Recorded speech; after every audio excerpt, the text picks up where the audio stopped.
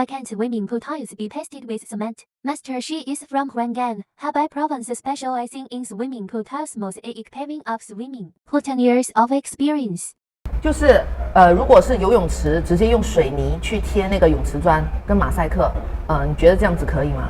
水泥的那个区别在哪里？水泥容易翻黄，容易脱落，还容易那个变色，还有那个反碱。胶泥就避免了这些问题。那就是说水泥会反碱，然后反碱就会破坏那个水质，对吧？对。哦，然后脱落是因为水泥里面的粘性不够高。对，水泥的那个粘性很差的嘛。所以如果是你用水泥的话，可能最多撑个1年，还是多久？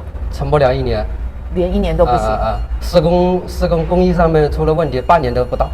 半年都不到，就会开始出现瓷砖脱落啊、反碱这些现象。对。所以你还是建议说游泳池要用专门的瓷砖胶，是吧？对。